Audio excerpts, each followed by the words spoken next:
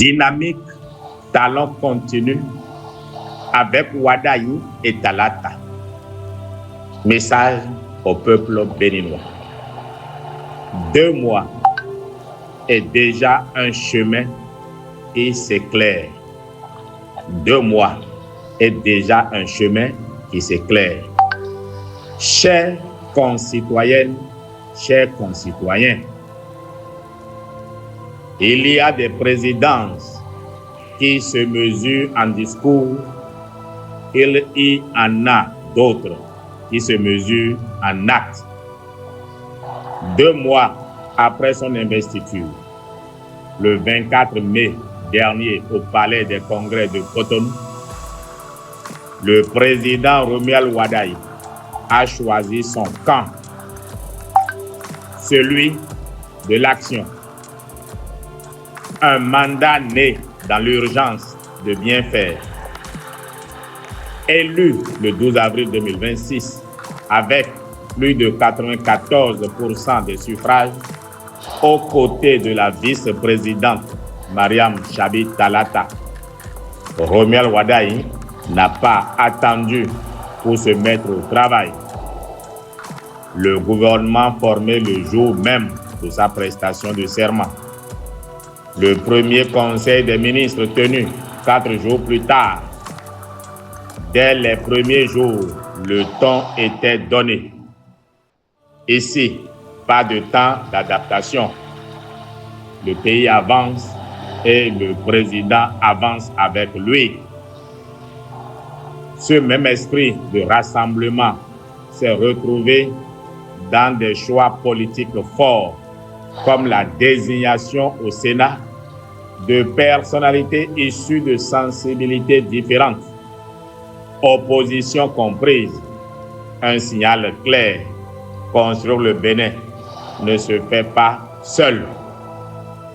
Le Bénin, de retour au centre de l'Afrique et du monde, c'est sans doute sur le terrain diplomatique que ces 2 mois auront le plus frappé les esprits.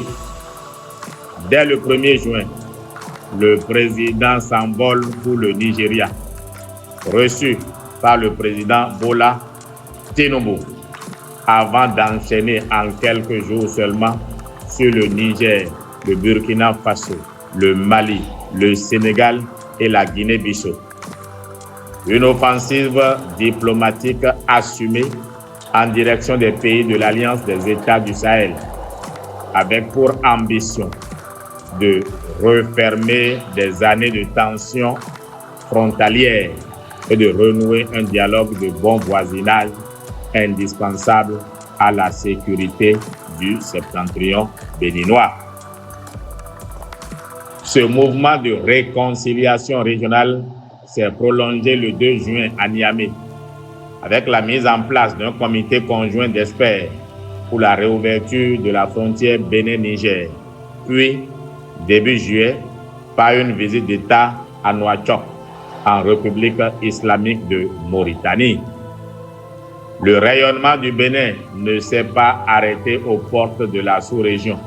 Le 10 juillet, 13 nouveaux ambassadeurs venus d'Afrique, d'Europe, d'Asie, du Moyen-Orient et des Caraïbes ont présenté leurs lettres de créance au palais de la Marina.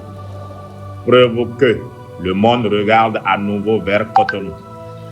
3 jours plus tard, le président se rendait à Addis Abeba, où il a été reçu par le premier ministre éthiopien Abiy Ahmed, avant de prendre part comme invité d'honneur au panel inaugural d'Afrexim Bank consacré à l'industrialisation du continent. En l'espace de 8 semaines, le Bénin aura ainsi retissé des liens avec ses voisins immédiats, renforcé sa présence dans les grandes instances panafricaines et rappelé au monde qu'il entend être un acteur et non un simple spectateur des grands équilibres africains et internationaux. Le social, colonne vertébrale du mandat, mais c'est peut-être dans les mesures sociales adoptées dès le 3 juin que ce mandat prend tout son sens pour les familles béninoises. Pour les commerçants et commerçantes des marchés, la baisse des redevances mensuelles vient alléger une charge que des milliers de femmes ont portée depuis des années. Une promesse de campagne tenue. Pour les jeunes filles, la gratuité totale de la scolarité, de la 6e à la terminale, effective dès la rentrée 2026-2027, ouvre une porte qui, trop souvent, se refermait faute de moyens. Une fille qui reste à l'école, c'est une famille qui avance. Des milliers de filles qui restent à l'école, c'est un pays qui progresse. Autant vaut la femme, autant vaut la nation. Pour les agriculteurs, une prime de 10 francs par kilogramme récompense enfin l'effort de celles et ceux qui cultivent le coton, l'anacarde, le soja et le riz. Le pari que la richesse du pays doit aussi se retrouver dans la poche de ceux qui la produisent.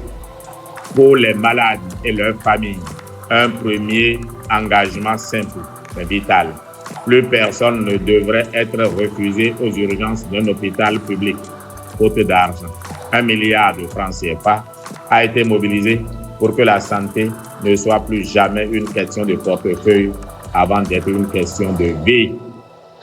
Bâtir pour demain. Et parce qu'un pays ne se construit pas seulement dans l'urgence du jour, mais aussi dans la patience des grands chantiers. Le 17 juillet 2026, le Bénin a signé avec la Banque mondiale un financement de 320 millions de dollars. Une partie ira au barrage de Dogo-Bis sur le fleuve Ouémé, un projet dont on parlait depuis 40 ans et qui va enfin sortir de terre pour irriguer nos champs, éclairer nos foyers et protéger nos villages des inondations. Une autre partie ira à la nutrition et à la santé de nos plus jeunes enfants à travers le programme Alafia. Un peuple qui a le droit d'espérer. 2 mois, le temps est encore court pour juger un septennat, mais il est déjà suffisant pour ressentir une direction, une méthode, une volonté. Ce que ces 2 mois racontent, c'est l'histoire d'un pays qui refuse de choisir entre la rigueur budgétaire et la justice sociale, entre les grands chantiers d'infrastructure et le quotidien des plus modestes. C'est l'histoire d'un président qui semble convaincu qu'on ne construit pas un pays fort sans un peuple qui va mieux. Aux Béninoises et Béninois qui ont parfois eu le sentiment que la croissance restait un chiffre lointain, ces 2 premiers mois envoient un message simple.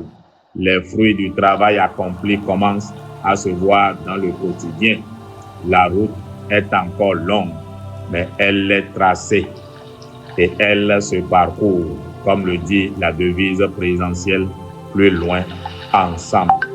Fait à Cotonou, le 24 juillet 2026, pour la dynamique Talon continue avec Wadaï et Talata, chef Dr Bertin Kaobi, président.